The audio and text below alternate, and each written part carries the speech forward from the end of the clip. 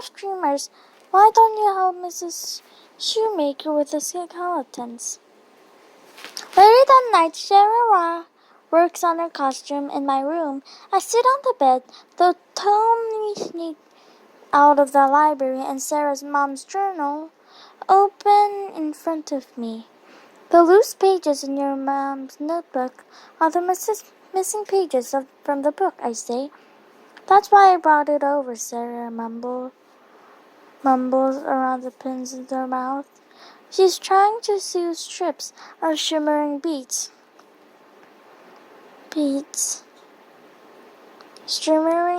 fabric to her fairy wings. I should have had Aunt Tara do this. She's a much better seamstress than I'll ever be. Your mom talks about finding the same book we found at the library. She was doing some sort of research on strange occurrences around the town with her sister. I knew your Aunt Tara was hiding something. Does it say why she was searching? Sarah asked. Not that I can tell. It seems to be a collection of research notes, I say. Keep moving forward. Make sure everything is in its place, over and over. I read that, Sarah says. It was strange reading her writing. I can't really remember her voice, so I just kept wondering what it would sound like if she was saying those things. I don't know what to say, so I keep flipping through the pages. She does note an old lantern that hung over Porter's Mill's front door and how John Porter's wife was seamstress.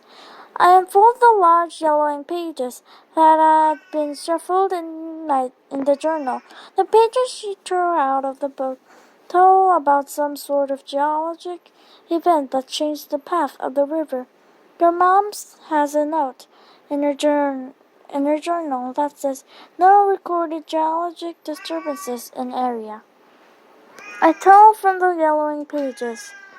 The mill had to close down, and while they were making plans to relocate it, Porter's Mill's wife passed away. She sets her costume aside and joins me on the bed. That's terrible, she says. John Porter and their adopted children were devastated. Plans to relocate the mill was cancelled, and not long after they stopped appearing in town. Others ran into the forest to seek them, but could never find the mill, supposedly becoming lost in the maze of forest paths. This sounds somewhere more like the spooky story, Sarah whimpers. Totally, I say as I unfold another page torn from the book. Look at this! It's a map, Sarah exclaims. An old map of the hollow and the town of Porter's Mill. The river doesn't run in its usual path around the woods. It runs down through the middle. Your mom circled this mark. I point a spot close to the top of the map. It's faded, but it looks like it says Porter's Mill. Suddenly, I suddenly get the chills, but then I stop myself, thinking are lining up a bit too well for me to accept coincidence as an excuse. I think about the Halloween night last year, meeting that strange boy in the hollow, and the whole thing seemed like a big hoax. It was completely possible that the kid and his friends were just playing elaborated jokes. All along, Sarah and I have seen a young boy at the Cave of the Lost by the lake when we were camping. They could have easily been the ones who pulled out the pranks and framed Rob Turtle. And they could have been in the library the day we found the tome. We took the bait hook, line and sinker. I looked at Sarah's face, which was filled with fright and more than a little sadness. From the inside, the joke seems incredibly cruel. From the outside, our actions probably seemed hilarious. All this could be a horrific joke by some nasty kids, I say, trying to sound comforting. Sarah shakes her head. You might be right, but even if it's a joke, it led me to my mom's journal. It's a piece of her I never knew about. I want to know. I need to know more. I need I need to know why she went into the hollow, and I have to try to find out why she never came out. I've never seen Sarah like with this kind of revolve.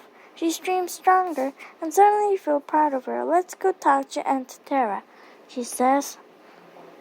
These are not good questions for children, Aunt Tara says when Sarah shows her the journal. Give that back and let's work on your costume. No, Aunt Tara, I'm sorry, but I need to know what happened with Mom, Sarah's voice is calm and direct. The journal is just random notes, and we don't know how they all get to go together. Please, what happened? The shadowy emotion passes over Aunt Tara's face. I don't think she really expected Sarah to ask questions. She sighs and says, sit with me, children. Your mother, she says to Sarah, was the best friends with Kane's uncle Jasper. He was quite young. He was quite the young explorer, and he stayed with us in our village in Nepal.